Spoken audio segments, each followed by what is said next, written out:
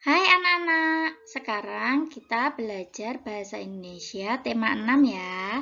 Disiapkan kisi-kisinya, kita akan bahas. Untuk tema 6 ini kita belajar tentang sumber energi dan bentuk energi.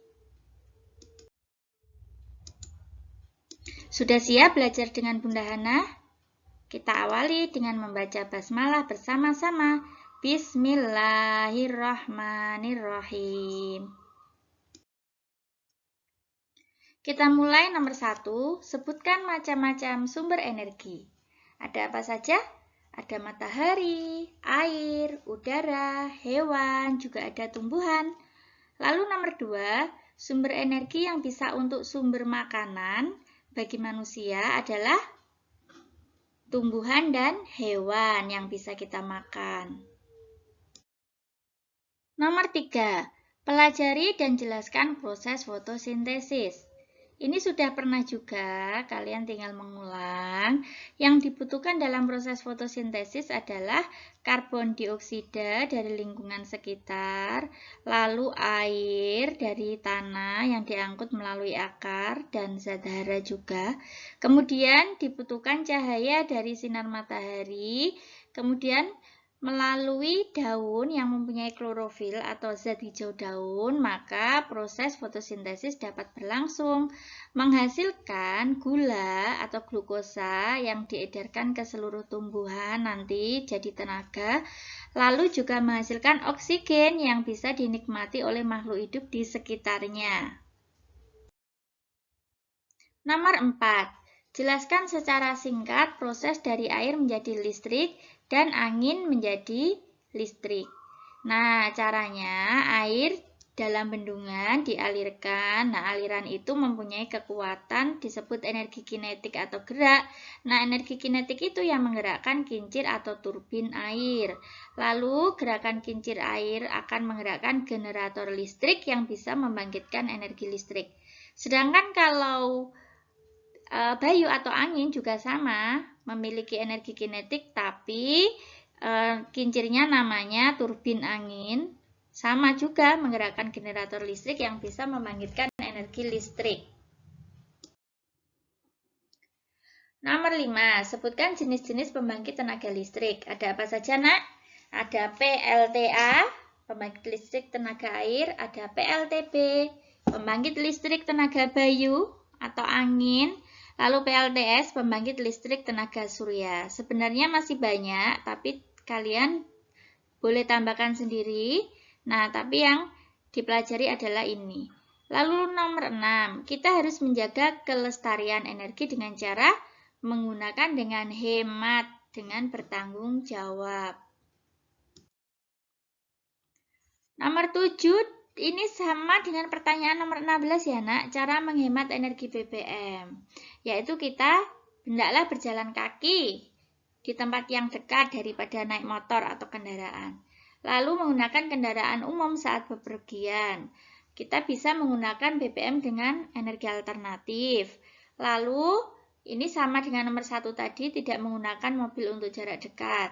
Kemudian tidak menyalakan pendingin mobil atau AC untuk mengurangi boros bensin.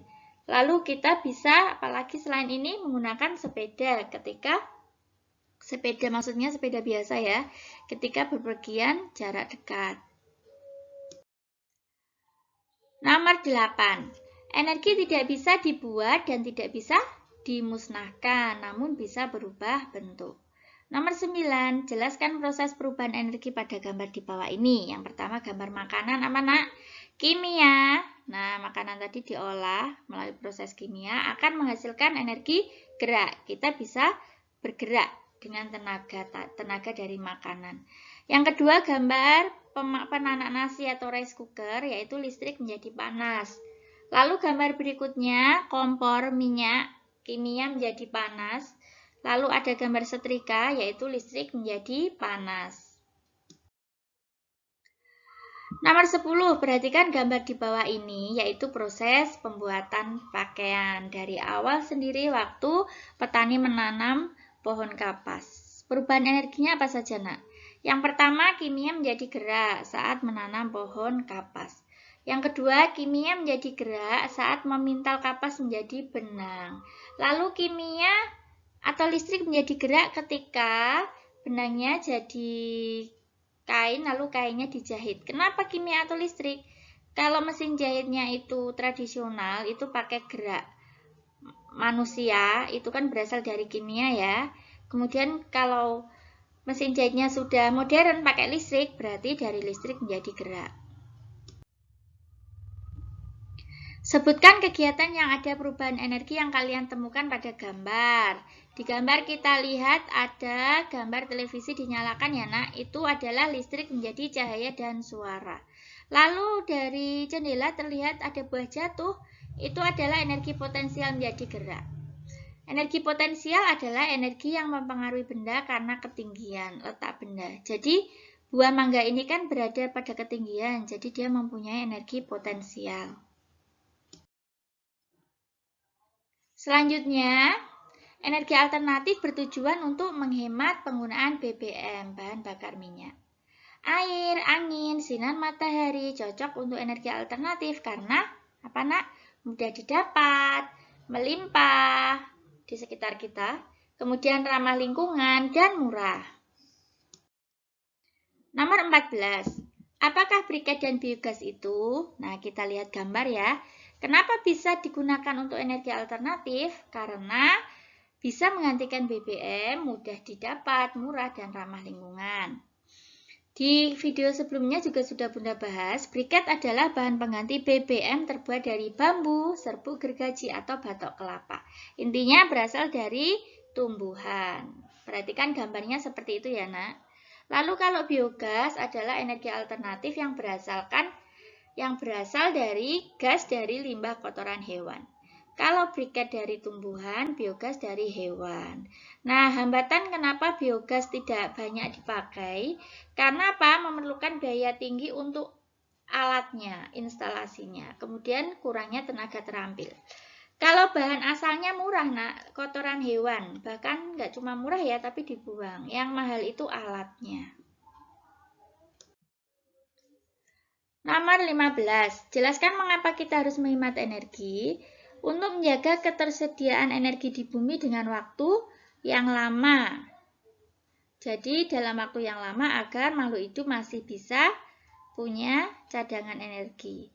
Lalu agar semua makhluk hidup bisa memanfaatkannya. Jadi nggak cuma manusia saja yang menghabiskan, memboroskan energi, tapi juga makhluk yang lain juga bisa memanfaatkannya. Misalnya hewan juga perlu tumbuhan.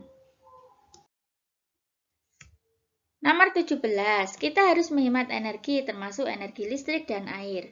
Sebutkan cara menghemat listrik di rumah berdasarkan gambar di bawah ini. Yang pertama, lihat gambar bahwa di sana terlihat rumahnya mempunyai jendela yang lebar dan dibuka. Nah, jendela yang cukup, maksudnya banyak dan lebar tadi, bisa mengurangi penggunaan AC dan tidak perlu lampu di siang hari. Kemudian, kita bisa mencuci kendaraan kita dari air hujan yang sudah kita tampung. Kita juga bisa menyiram tanaman dari air tampungan hujan. Lalu, kita harus mematikan lampu saat tidak dipakai. Nomor 18. Mengapa gambar di bawah ini termasuk pemborosan energi? Iya, termasuk pemborosan energi karena alat yang menggunakan listrik dibiarkan menyala padahal tidak dipakai. Itu ada yang ditinggal tidur, ada yang ditinggal main HP padahal televisinya menyala dan radionya juga menyala. Nah, demikian anak-anak review tema 6 Bahasa Indonesia. Semangat belajar ya, semoga sukses PTS-nya. Kita akhiri dengan membaca hamdalah bersama-sama. Alhamdulillahirabbil alamin.